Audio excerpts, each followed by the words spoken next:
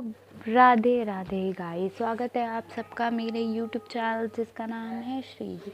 आज जिस टॉपिक पर मैं आपसे बात करने वाली हूँ वो है फीमेल पेल्विस। फीमेल पेल्विस क्या है? श्रोणी है। ठीक है, फीमेल पेल्विस को हम क्या कहते हैं? श्रोणी कहते हैं। ठीक है, श्रोणी अगर हम अगर हम मॉडर्न के व्यूज से बात करेंगे तो क्या कहेंगे? हम इसे फीमेल पेल्विस कहेंगे। ठीक है, फीमेल पेल्विस कितने पार्ट्स में डिवाइडेड है? दो, इंटरनल और external. Internal with in the pelvis और एक्सटर्नल मतलब बाहर की तरफ। ठीक है, तो फिर अब हम पहले श्रोणी को डिफाइन करते हैं। ठीक है, तो श्रोणी की अस्थियाँ, सबसे पहले यहाँ श्रोणी की अस्थियों की हम बात कर रहे हैं। तो श्रोणित रत्रो रुद्र संदेदस तात स्मरिद्रो परितना विभाग। ठीक है, याद रखना ये श्लोक बहुत इंपॉर्टेंट है, जो कि सुश्रुत ने और डलहर यही श्लोक दिया है। तो क्या है? ठीक है, क्या दिया है? आचार्य डलहर ने उरु संधि के नीचे एवं समर मंदिर के ऊपर के भाग को श्रोणी माना है। किसके? स्मरण मंदिर। ठीक है, स्मरण मंदिर के ऊपर के भाग को और उरु संधि के नीचे के भाग को क्या माना है? श्रोणी माना है। ठीक है, श्रोणी का माप, श्रोणी का माप के जो श्लोक है वो आपके आचार्य सुश्रुत ने दिया है। सिर्फ थोड़ा सा 4 वर्ड है, 4 ही वर्ड हैं। पुरुषोराः प्रमाण विस्तृतणाम स्त्री श्रोणा, अर्थात पुरुष के और छाती के प्रमाण अनुसार जितनी पुरुष की छाती होती है स्त्री की उतनी प्रमाण अनुसार क्या होगा? तो पुरुषोत्तर प्रमाण विस्तृतना स्त्री श्रोणी, जितनी पुरुष की छाती होगी उतनी छाती के प्रमाण अनुसार स्त्री की श्रोणी होती है। स्त्री के उर का विस्तार 18 अंगुल होता है तथा उसी के बराबर पुरुष की कटी होती है। ठीक है, आचार्य चक्रपाणी ने कितने बताया है? 24 अंगुल पुरुष का उर एवं उसी प्रमाण की स्त्री की श्रोणी बता दी। ठीक है, उसके बाद क्या है? आचार्य डलहर ने पुरुष का जो उर है वो 12 अंगुल तथा अन्य मत से 24 अंगुल बताया है एवं इसी प्रमाण की स्त्री की श्रोणी बताई है एवं 18 अंगुल विस्तार का स्त्री का उर तथा पुरुष का कटी बताया है। ठीक है, अब उर और श्रोणी चरक शास्त्र के अकॉर्डिंग 3 बताई हैं, 3 अस्थियां बताई। कौन कौन सी? श्रोणी फलक, भंगास्थि और जंघानास्थि। ठीक है, उसके बाद सुश्रुत ने 5 बताई है। ठीक है, नितंब, गुदा, भंग और त्रिभाग।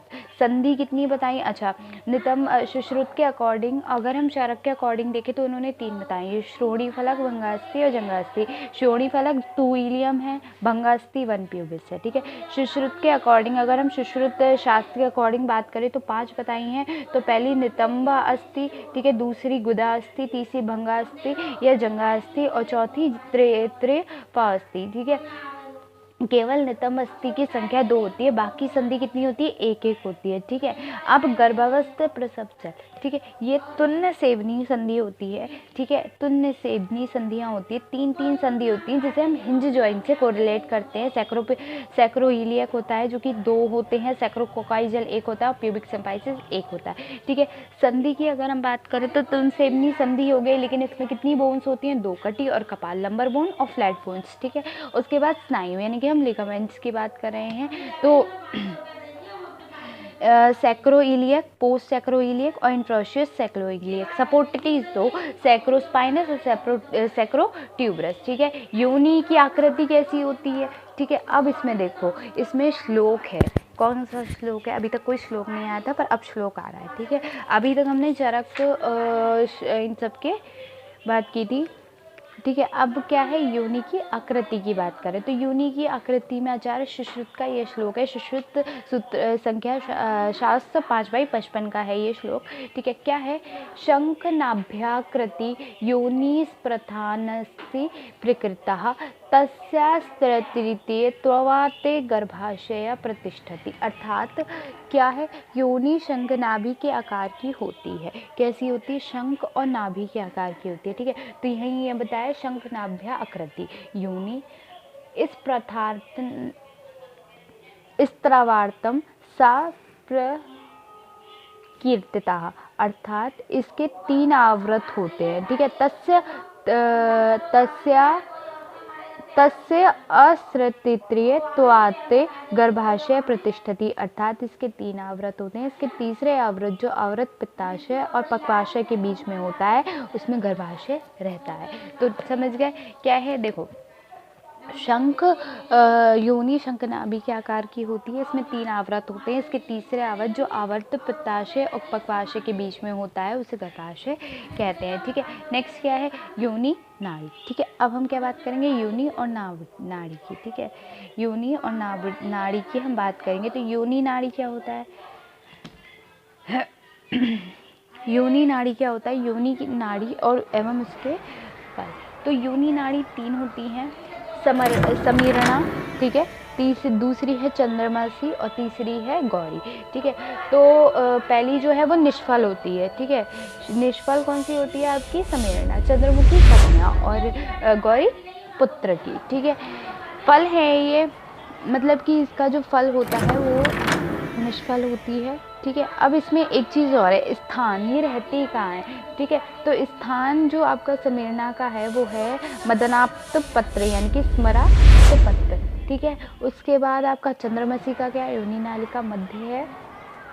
ठीक है, योनि नालिका मध्य में है। ठीक है, उसके बाद उपस्थ गर्भ, गौरी कहाँ रहती है? उपस्थ गर्भ, अर्थात कहाँ कि जो योनि नालिका की बहुत अधिक गहराई होगी, अत्यधिक गहराई में। ठीक है, नेक्स्ट है पेशी। पेशी कितनी होती है? 4 चरक ने 400 बताई, आचार्य सुश्रुत ने 500 बताई। स्त्री 20 एक्स्ट्रा होती है। स्त्री में क्या कितनी पेशियाँ ज़्यादा होती हैं? ये हम रचना शरीर में पढ़ चुके हैं। 20 पेशियाँ ज़्यादा होती हैं। कौन कौन सी? स्तन में 5-5 होती हैं तो 10 हो गई। ठीक है, अपत्य कितनी होती है? 4 होती है। गर्भ छिद्राशय 3 होती है। शुक्र प्रवेश 3 होती है तो 20 हो गई। ठीक है, नेक्स्ट है स्रोतस। स्रोतस 9 मेल में, 12 फीमेल में। कौन कौन से 2 ज़्यादा है? स्तनमल और आर्तव्य। स्तनवय में 2 और आर्तव्य में 1। ठीक है, उसके बाद है आर्तव्य स्रोतस विध होने पर बंधिता, मैथुन, सहिष्णुता और आर्तव नाश हो जाता है। ठीक है, धमनी कितनी होती हैं? 2 होती हैं, ऊर्ध्वगामी और अधोगामी। स्तन का वहन करने के लिए, आर्तव को नीचे वहन करने के लिए 4 होती हैं और स्तन का वहन करने के लिए 2 होती हैं। ठीक है, 4 और 2 4 कैसे होते हैं? 2 आर्तव का वहन करने के लिए और 2 आर्तव का विसर्प करने के लिए। ठीक है, उसके बाद शिरा। अब हम सिरा पे आ गए। ठीक है, सिरा कितना होता है? वक्ष की 14 अपेक्षित शिराओं में। वैसे ही इतना इंपॉर्टेंट नहीं है, पूछा नहीं जाएगा, पर फिर भी पता होना चाहिए। ठीक है, सिरा कितनी होती है? श्रोणी में 32 सिराएँ होती हैं। ठीक है, वातव्य, पित्तव्य, कफ एवं रक्त प्रत्येक की 8-8 शिराएँ होती हैं। इनमें से 8 अवैध शिराएँ होती है। पेटप में 4 एवं कटिपुड़ में 4 होती हैं। ठीक है, उसके बाद वक्ष की जो सिराएँ होती है वो भी कितनी होती है? वक्ष की जो सिराओं में स्तन में 8 अवैध सिराएँ होती हैं। ठीक है, मर्म। अब हम काय की बात कर रहे हैं? मर्म की बात करें तो स्थान स्तन के 2 अंगुल ऊपर, संख्या 2। ठीक है, स्तन रोहित और स्तन मूल। ठीक है, तो स्तन रोहित में स्तन के 2 अंगुल ऊपर और स्तन मूल में स्तन के 2 अंगुल नीचे। ठीक है, संख्या 2 और 2। प्रकार कालांतर प्राणायाम, मास मर्म, सॉरी, कालांतर, और स्तन मूल में कालांतर प्राणायाम, शिरोमर्म। ठीक है, प्रमाण अर्धांजलि 1 अंगुल। आघात होने पर रक्त कोष्ठता, श्वासकाश से मृत्यु हो जाती है और इसमें कर्फ पूर्ण कोष्ठता और श्वासकाश से मृत्यु हो जाती है। ठीक है, उसके बाद है आपका